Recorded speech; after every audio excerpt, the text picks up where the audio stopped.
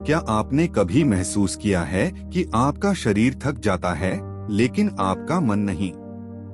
रात के 2 या 3 बज चुके होते हैं, कमरा पूरी तरह शांत होता है, बाहर कोई आवाज नहीं होती, लेकिन आपके भीतर विचारों का शोर लगातार चलता रहता है। एक विचार खत्म नहीं होता कि दूसरा शुरू हो जाता है। अगर ऐसा हो गया तो? अगर मैं असफल हो गया तो? लोग मेरे बारे में क्या सोचेंगे? काश मैंने उस दिन ऐसा किया होता। धीरे धीरे ये विचार इतने बड़े हो जाते हैं कि इंसान जीना भूल जाता है। वह वर्तमान में नहीं रहता। उसका शरीर आज में होता है, लेकिन उसका मन या तो बीते हुए कल में भटक रहा होता है या आने वाले कल से डर रहा होता है। अगर आप भी कभी इस स्थिति से गुजरे हैं, तो आज की कहानी सिर्फ एक कहानी नहीं है। यह आपके अपने मन का आईना है। बहुत समय पहले की बात है। एक छोटे से राज्य में आर्यन नाम का एक युवक रहता था। देखने में वह बिल्कुल सामान्य था। उसके पास रहने के लिए घर था, खाने के लिए भोजन था, परिवार था, मित्र थे।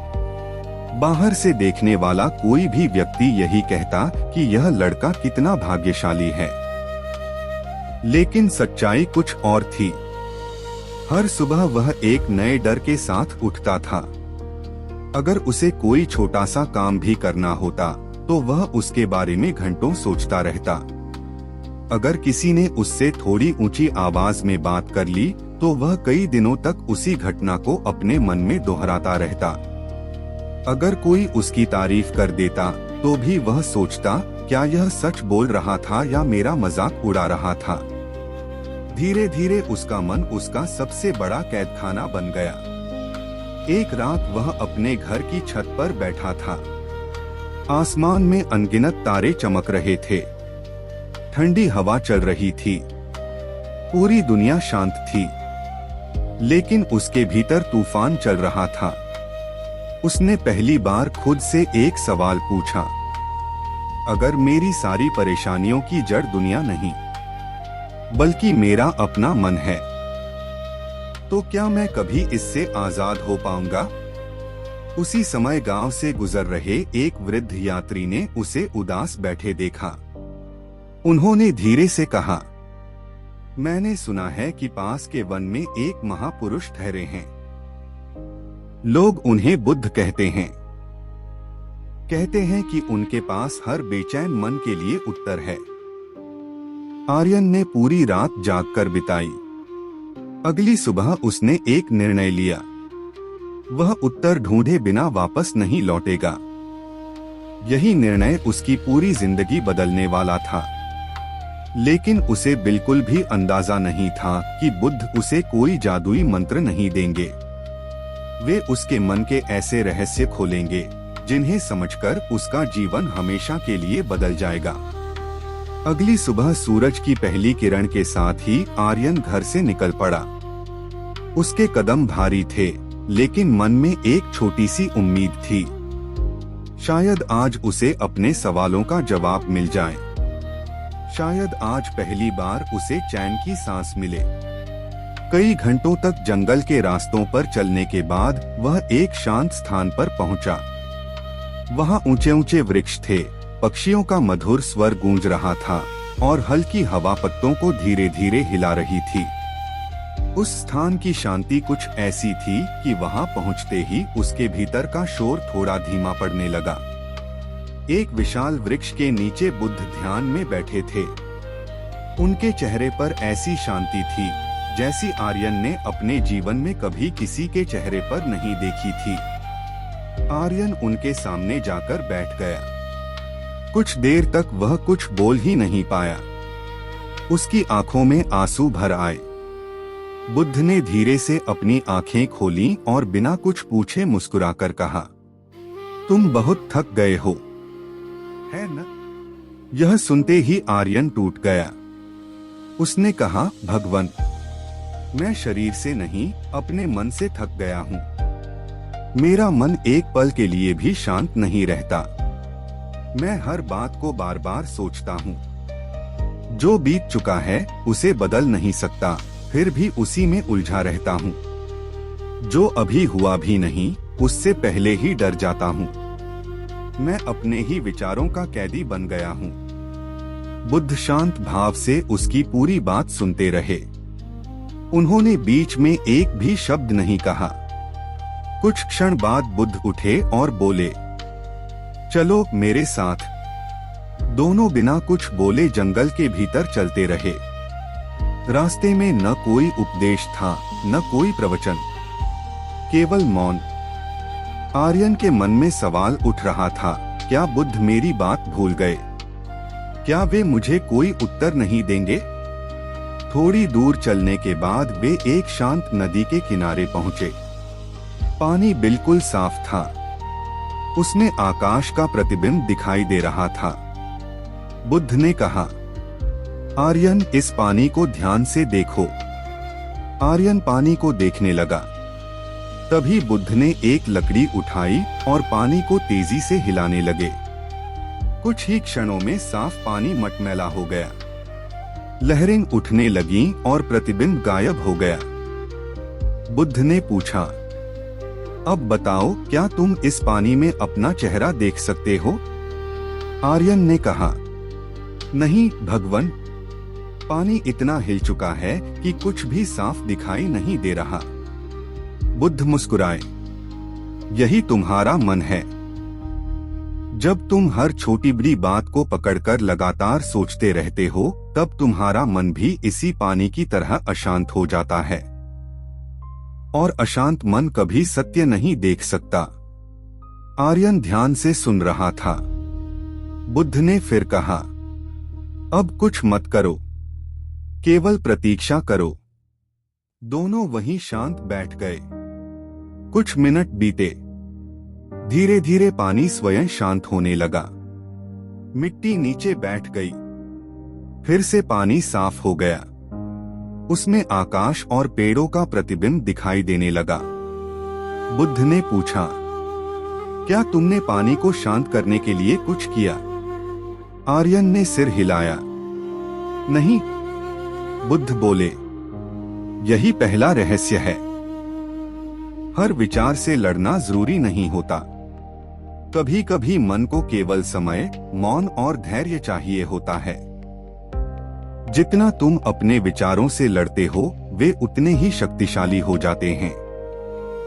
लेकिन जब तुम उन्हें बिना पकड़े आने जाने देते हो, तो वे स्वयं शांत होने लगते हैं।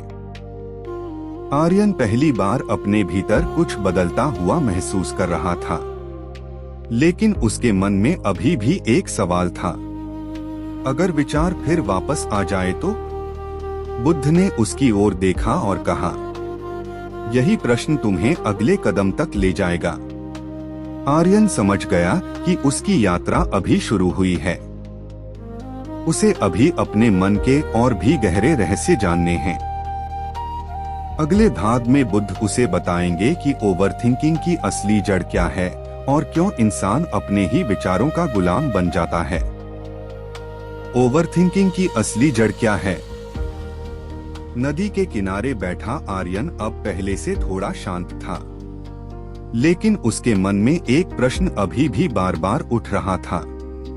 उसने बुद्ध से पूछा, भगवान, अगर विचार अपने आप आते हैं तो मैं उन्हें रोक क्यों नहीं पाता?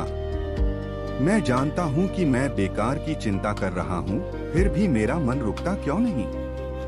बुद्ध ने पास पड़ी एक सूखी पत्ती उठाई और उसे अपनी हथेली पर रखते हुए कहा, आर्यन, इस पत्ती को देखो। जब यह पेड़ से जुड़ी थी तब यह हरी थी, जीवंत थी। लेकिन जैसे ही इसने अपनी जड़ से संबंध खोया, यह सूख गई। मन भी ऐसा ही है। जब मन वर्तमान से जुड़ा रहता है तब वह शांत रहता है। लेकिन जैसे ही वह बीते हुए कल और आने वाले कल में भटकने लगता है, वह अपनी शक्ति खो देता है। आर्यन ध्यान से सुन रहा था। बुद्ध आगे बोले, ओवरथिंकिंग की शुरुआत विचारों से नहीं होती। उसकी शुरुआत डर से होती है। डर कि कहीं मैं हार न जाऊं, डर कि लोग मुझे स्वीकार करेंगे या नहीं, डर कि भविष्य मेरे अनुसार नहीं हुआ तो क्या होगा। और जब मन डर जाता है तब वह बार बार सोचकर भविष्य को नियंत्रित करने की कोशिश करता है। लेकिन भविष्य सोचने से नहीं, कर्म करने से बदलता है। आर्यन की आंखें नम हो गईं। उसे एहसास हुआ कि वह वर्षों से अपने डर को सोच का नाम देता आया था। कुछ देर मौन रहा। फिर बुद्ध ने जमीन पर एक छोटी सी रेखा खींची और कहा, मान लो यह रेखा तुम्हारा आज है। उन्होंने रेखा के पीछे इशारा किया, यह बीता हुआ कल है। फिर आगे इशारा किया, और यह आने वाला कल। बताओ, तुम्हारे कदम अभी कहाँ हैं? आर्यन बोला, आज में। लेकिन तुम्हारा मन कहाँ है? आर्यन ने सिर झुका लिया, कभी पीछे, कभी आगे।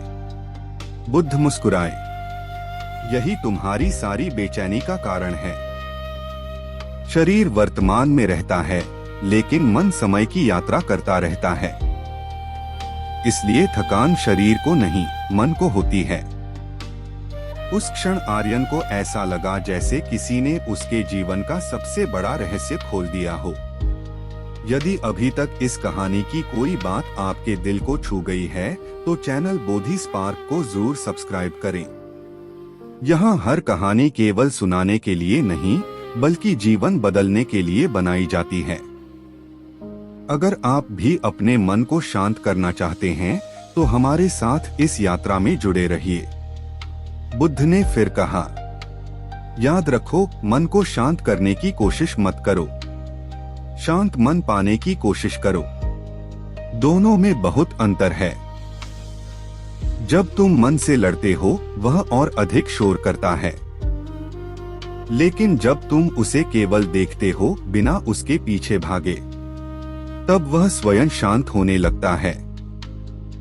आर्यन अब पहले जैसा नहीं था। उसके भीतर पहली बार आशा का दीपक जला था। लेकिन बुद्ध जानते थे कि केवल समझ लेना पर्याप्त नहीं है। जीवन बदलने के लिए अभ्यास भी चाहिए। इसलिए उन्होंने तय किया कि अगले दिन वे आर्यन को 3 ऐसे अभ्यास सिखाएंगे जिन्हें अपनाकर कोई भी व्यक्ति धीरे धीरे ओवरथिंकिंग से बाहर निकल सकता है। आर्यन ने श्रद्धा से बुद्ध के चरणों में प्रणाम किया। उसे नहीं पता था कि अगले दिन मिलने वाली 3 सीख उसके पूरे जीवन की दिशा बदल देंगी। पहला अभ्यास, अपनी सांसों में लौट आओ। अगली सुबह सूरज की पहली किरण जंगल की पत्तियों पर चमक रही थी। पक्षियों का मधुर स्वर पूरे वातावरण में फैल चुका था। आर्यन समय से पहले ही बुद्ध के पास पहुंच गया। उसके मन में उत्सुकता थी। उसने विनम्रता से कहा, भगवान, आपने कहा था कि आप मुझे ऐसे अभ्यास बताएंगे जिनसे मेरा मन शांत हो सके। कृपया मुझे पहला अभ्यास सिखाइए। बुद्ध मुस्कुराए। उन्होंने कोई लंबा उपदेश नहीं दिया। उन्होंने केवल इतना कहा, आर्यन, अपनी सांस को देखो। आर्यन कुछ पल के लिए चौंक गया। सिर्फ सांस? बुद्ध बोले, हाँ, सिर्फ सांस। जब मन हजारों दिशाओं में भागता है तब उसे जबरदस्ती रोकने की कोशिश मत करो। उसे एक ऐसे स्थान पर वापस लाओ जो हमेशा वर्तमान में रहता है, और वह है तुम्हारी सांस। आर्यन ने अपनी आंखें बंद कर ली। वह पहली बार सचेत होकर अपनी सांसों को महसूस करने लगा। सांस भीतर जा रही थी, सांस बाहर आ रही थी। कुछ ही क्षण बीते थे कि उसके मन में फिर विचार आने लगे। घर पहुंचकर क्या होगा? अगर मैं कभी नहीं बदल पाया तो क्या यह अभ्यास सच में काम करेगा? वह परेशान होकर आंखें खोलने ही वाला था कि बुद्ध की शांत आवाज सुनाई दी। देखा, मन फिर भाग गया। आर्यन ने सिर झुका लिया। हाँ भगवान, बुद्ध बोले, इसमें निराश होने की कोई बात नहीं। मन का स्वभाव ही भटकना है। अभ्यास यह नहीं कि मन कभी भटके ही नहीं। अभ्यास यह है कि हर बार उसे प्रेम से वापस ले आओ। जैसे एक माँ अपने छोटे बच्चे को बार बार गोद में उठा लेती है, वैसे ही अपनी सांसों के पास लौट आओ। आर्यन ने फिर आंखें बंद की। इस बार उसने विचारों से लड़ने की कोशिश नहीं की। वह केवल सांसों को महसूस करता रहा। धीरे धीरे उसके भीतर का शोर कम होने लगा। कुछ देर बाद उसने आंखें खोली। उसके चेहरे पर पहली बार एक हल्की मुस्कान थी। वह बोला, भगवान, मेरे विचार पूरी तरह बंद तो नहीं हुए, लेकिन उनका बोझ पहले जैसा नहीं लग रहा। बुद्ध मुस्कुराए। यही शुरुआत है। लोग सोचते हैं कि शांति का मतलब विचारों का समाप्त हो जाना है। नहीं, शांति का अर्थ है कि विचार आए, लेकिन तुम्हें अपने साथ बहाकर न ले जाए। फिर बुद्ध ने पास बहती नदी की ओर इशारा किया। नदी को देखो, क्या हर पत्ता नदी में हमेशा रुक जाता है? नहीं, वह आता है और बह जाता है। ठीक वैसे ही विचार भी हैं। उन्हें पकड़ोगे तो बोझ बन जाएंगे, उन्हें बहने दोगे तो वे स्वयं चले जाएंगे। आर्यन की आंखों में अब समझ की चमक थी। उसे पहली बार महसूस हुआ कि शायद समस्या उसके विचार नहीं थे। समस्या यह थी कि वह हर विचार को सच मान लेता था।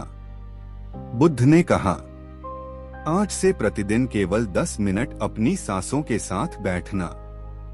कोई मंत्र नहीं, कोई कल्पना नहीं, केवल सांस। धीरे धीरे तुम्हारा मन तुम्हारा शत्रु नहीं, तुम्हारा मित्र बन जाएगा। अगर आपको लगता है कि यह कहानी आपके जीवन में भी बदलाव ला सकती है, तो अभी बोधि स्पार्क को सब्सक्राइब करें। ऐसी ही गहरी बौद्ध शिक्षाएं और जीवन बदलने वाली कहानियां सबसे पहले देखने के लिए बेल आइकन भी जरूर दबाएं। उस दिन आर्यन ने पहला अभ्यास सीख लिया, लेकिन उसके मन में अभी भी एक प्रश्न बाकी था। अगर मेरे जीवन में कोई बहुत बड़ी समस्या आ जाए, तब मैं अपने मन को कैसे संभालूं? बुद्ध ने उसकी ओर देखा और शांत स्वर में कहा, कल मैं तुम्हें दूसरा अभ्यास सिखाऊंगा। वही अभ्यास कठिन से कठिन परिस्थिति में भी मन को टूटने नहीं देता। आर्यन ने श्रद्धा से प्रणाम किया। उसे अब महसूस होने लगा था कि शांति कहीं बाहर नहीं छिपी। वह तो हमेशा से उसके भीतर थी, बस उसे देखने की कला नहीं आती थी। दूसरा अभ्यास, जो तुम्हारे नियंत्रण में नहीं है, उसे छोड़ना सीखो। अगले दिन आर्यन पहले से भी अधिक उत्साह के साथ बुद्ध के पास पहुंचा। पिछले अभ्यास ने उसके मन में एक हल्का परिवर्तन ला दिया था। अब वह पहले जितना बेचैन नहीं रहता था, लेकिन जब कोई बड़ी समस्या सामने आती तो उसका मन फिर से डर और चिंता में डूब जाता। उसने बुद्ध से पूछा, भगवान, जब जीवन में कोई कठिन परिस्थिति आ जाती है, तब मन को शांत रखना सबसे मुश्किल हो जाता है। उस समय क्या करना चाहिए? बुद्ध कुछ क्षण मौन रहे। फिर उन्होंने आर्यन को अपने साथ जंगल के एक पुराने वृक्ष के पास चलने को कहा। वह वृक्ष बहुत विशाल था। उसकी कुछ शाखाएं हरी थीं, लेकिन कई शाखाएं सूख चुकी थीं। फिर भी वह वृक्ष पूरी मजबूती से खड़ा था। बुद्ध ने पूछा, आर्यन, क्या तुम जानते हो कि यह वृक्ष इतने वर्षों से क्यों खड़ा है? आर्यन ने कहा, क्योंकि इसकी जड़ें बहुत गहरी हैं। बुद्ध मुस्कुराए। सही कहा। अब बताओ, जब तेज आंधी आती होगी, तब क्या यह वृक्ष हवा को रोकने की कोशिश करता होगा? नहीं भगवान। क्या यह वर्षा को रोक सकता है? नहीं। क्या यह गर्मी या सर्दी को बदल सकता है? नहीं। बुद्ध बोले, फिर भी यह जीवित रहता है। क्यों? आर्यन कुछ देर सोचता रहा। तब बुद्ध ने कहा, क्योंकि यह उन चीजों से लड़ता ही नहीं जिन्हें वह बदल नहीं सकता। यह सुनते ही आर्यन गहरी सोच में डूब गया। बुद्ध आगे बोले, मनुष्य का सबसे बड़ा दुख समस्याओं से नहीं होता। उसका सबसे बड़ा दुख उस संघर्ष से होता है जिसमें वह उन बातों को बदलना चाहता है जो उसके नियंत्रण में ही नहीं है। तुम बारिश नहीं रोक सकते, लेकिन अपने हाथ में छाता ले सकते हो। तुम दूसरों की सोच नहीं बदल सकते, लेकिन अपने व्यवहार को बदल सकते हो। तुम बीते हुए कल को नहीं बदल सकते, लेकिन आज का निर्णय बदल सकते हो। आर्यन को अपने जीवन की अनेक घटनाएं याद आने लगीं। वह उन लोगों को बदलना चाहता था जिन्होंने उसे दुख दिया था। वह अपने अतीत को बदलना चाहता था। वह भविष्य को पहले से सुरक्षित करना चाहता था, और इसी प्रयास में उसने अपना वर्तमान खो दिया था। बुद्ध ने जमीन पर 2 गोल घेरे बनाए। पहले घेरे की ओर इशारा करते हुए बोले, यह वह है जो तुम्हारे नियंत्रण में है। तुम्हारे विचारों पर ध्यान देना, तुम्हारे कर्म, तुम्हारा व्यवहार, तुम्हारा प्रयास। फिर दूसरे घेरे की ओर इशारा किया, और यह वह है जो तुम्हारे नियंत्रण में नहीं है। दूसरों की राय, भविष्य, मौसम, भाग्य और बीता हुआ समय। अब बताओ, तुम अपना अधिकांश समय किस घेरे में बिताते हो? आर्यन की आंखें झुक गईं। दूसरे वाले में। बुद्ध ने प्रेम से कहा, यही ओवरथिंकिंग की जड़ है। तुम अपना समय और ऊर्जा वहां खर्च करते हो जहां तुम्हारा कोई अधिकार ही नहीं है। कुछ देर दोनों मौन बैठे रहे। हवा धीरे धीरे चल रही थी। सूखे पत्ते जमीन पर गिर रहे थे। बुद्ध ने एक सूखा पत्ता उठाया और उसे हवा में छोड़ दिया। पत्ता हवा के साथ बहता चला गया। बुद्ध बोले, देखो, इस पत्ते ने हवा से लड़ने की कोशिश नहीं की। उसने स्वीकार कर लिया कि कुछ दिशाएं उसके हाथ में नहीं हैं। स्वीकार करना हार मानना नहीं है। स्वीकार करना बुद्धिमानी है। जब तुम उस बात को स्वीकार कर लेते हो जिसे बदल नहीं सकते, तभी तुम्हारे भीतर इतनी शक्ति बचती है कि जिसे बदल सकते हो उसे बदल सको। आर्यन की आंखों से आंसू बह निकले। उसे पहली बार एहसास हुआ कि वह वर्षों से अपने ही बनाए हुए बोझ को उठाए घूम रहा था। उसने धीरे से कहा, भगवान, आज पहली बार मुझे समझ आया कि मैं अपनी समस्याओं से नहीं, उन्हें नियंत्रित करने की इच्छा से थक गया था। बुद्ध ने शांत स्वर में उत्तर दिया, जिस दिन तुम छोड़ना सीख जाओगे, उसी दिन तुम्हारा मन हल्का हो जाएगा। क्योंकि शांति पाने के लिए हमेशा कुछ जोड़ना नहीं पड़ता। कभी कभी केवल अनावश्यक बोझ उतारना पड़ता है। उस दिन आर्यन ने दूसरा अभ्यास सीख लिया। लेकिन बुद्ध जानते थे कि अभी अंतिम और सबसे महत्वपूर्ण सीख बाकी थी, वह सीख जो मनुष्य को हर परिस्थिति में स्थिर रहने की शक्ति देती है। तीसरा और अंतिम अभ्यास, अपने विचार नहीं, अपने साक्षी बनो। अगली सुबह आर्यन जब बुद्ध के पास पहुंचा, तो उसके चेहरे पर पहले जैसी बेचैनी नहीं थी। उसकी आंखों में अब एक नई शांति दिखाई दे रही थी। पिछले 2 दिनों में उसने बहुत कुछ सीखा था, सांसों में लौटना और जो अपने नियंत्रण में नहीं है उसे स्वीकार करना। लेकिन उसके मन में अभी भी एक अंतिम प्रश्न था। उसने हाथ जोड़कर कहा, भगवान, मैंने देखा है कि कभी कभी बिना किसी कारण के भी मन में नकारात्मक विचार आने लगते हैं। मैं उन्हें बुलाता नहीं, फिर भी वे आ जाते हैं। ऐसे समय में क्या करूं? बुद्ध मुस्कुराए। उन्होंने आर्यन को एक ऊंची पहाड़ी पर चलने के लिए कहा। दोनों धीरे धीरे ऊपर पहुंचे। वहां से पूरा जंगल दिखाई दे रहा था। आकाश में सफेद बादल तैर रहे थे। बुद्ध ने ऊपर देखते हुए पूछा, आर्यन, तुम्हें क्या दिखाई दे रहा है? बादल? क्या सभी बादल एक जैसे हैं? नहीं, कुछ सफेद हैं, कुछ गहरे हैं। क्या कोई बादल हमेशा के लिए आकाश में रहता है? नहीं भगवन, वे आते हैं और फिर चले जाते हैं। बुद्ध ने शांत स्वर में कहा, तुम्हारे विचार भी बिल्कुल ऐसे ही हैं। कोई विचार खुशी लाता है, कोई डर, कोई क्रोध, कोई पछतावा, लेकिन कोई भी विचार स्थायी नहीं होता। वह आता है और चला जाता है। आर्यन ध्यान से सुन रहा था। बुद्ध आगे बोले, समस्या विचारों के आने में नहीं है। समस्या तब शुरू होती है जब तुम हर विचार को अपना सच मान लेते हो।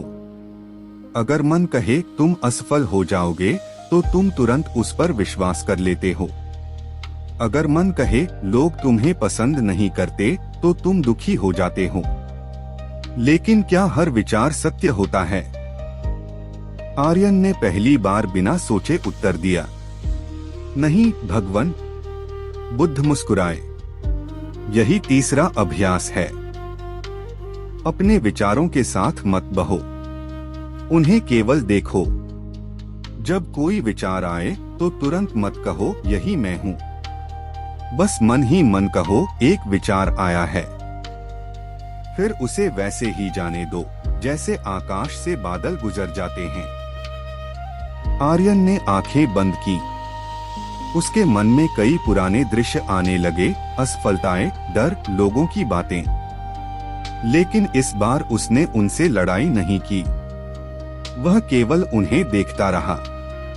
कुछ देर बाद वे विचार अपने आप शांत होने लगे।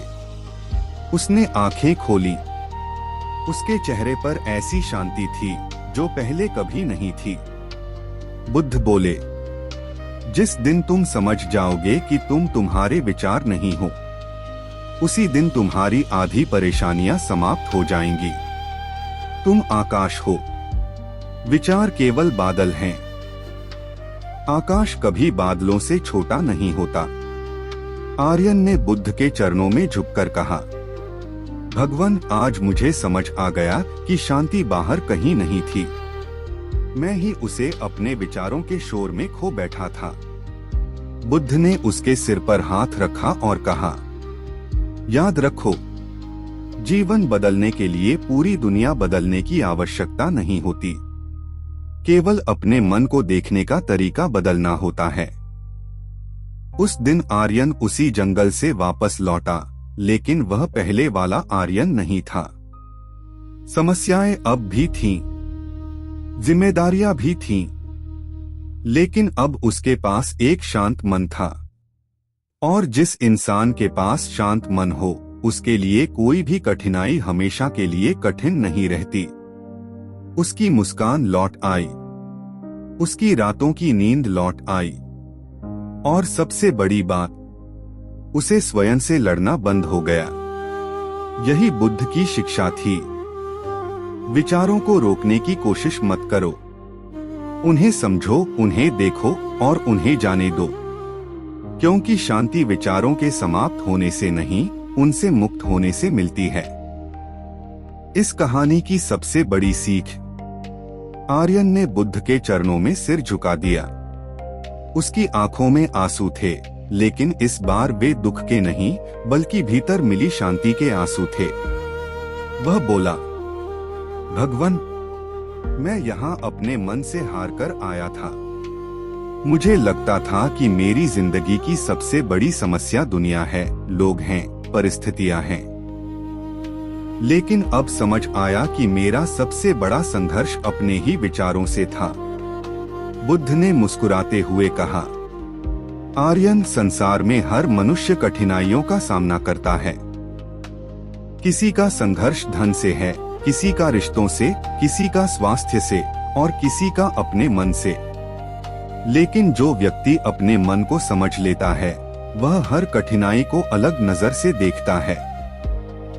फिर बुद्ध धीरे धीरे उठे और जंगल की ओर चलने लगे।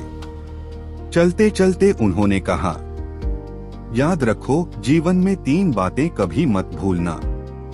पहली, जब मन बहुत बेचैन हो तो अपनी सांसों में लौट आना, क्योंकि सांस हमेशा तुम्हें वर्तमान में वापस ले आती है। दूसरी, जिसे तुम बदल नहीं सकते उसे स्वीकार करना सीखो। स्वीकार करना हार नहीं है, बल्कि बुद्धिमानी की शुरुआत है। तीसरी, हर विचार पर विश्वास मत करो। विचार केवल आते जाते बादल हैं। तुम बादल नहीं, तुम वह आकाश हो जिसमें वे गुजरते हैं। आर्यन लंबे समय तक वहीं खड़ा रहा। उसने महसूस किया कि जंगल पहले जैसा ही था, नदी पहले जैसी ही बह रही थी, हवा पहले जैसी ही चल रही थी। बदला तो केवल एक इंसान था, वह स्वयं। उस दिन के बाद उसने हर सुबह कुछ मिनट ध्यान करना शुरू किया। जब भी मन डरता, वह अपनी सांसों पर लौट आता। जब भी कोई ऐसी बात होती जो उसके नियंत्रण में नहीं होती, वह उसे स्वीकार कर आगे बढ़ जाता। और जब भी नकारात्मक विचार आते, वह उनसे लड़ने के बजाय उन्हें शांत मन से देखता। धीरे धीरे उसकी जिंदगी बदलने लगी। समस्याएं खत्म नहीं हुई, लेकिन अब समस्याएं उसके मन पर राज नहीं करती थीं। उसे समझ आ गया था कि शांति बाहर नहीं मिलती, शांति भीतर पैदा होती है। और शायद यही बुद्ध की सबसे महान शिक्षा है। जो व्यक्ति अपने मन का स्वामी बन जाता है, उसे संसार की कोई शक्ति लंबे समय तक दुखी नहीं रख सकती। अगर आज की इस कहानी ने आपको एक पल के लिए भी सोचने पर मजबूर किया है, तो आज से केवल एक छोटा सा संकल्प लीजिए।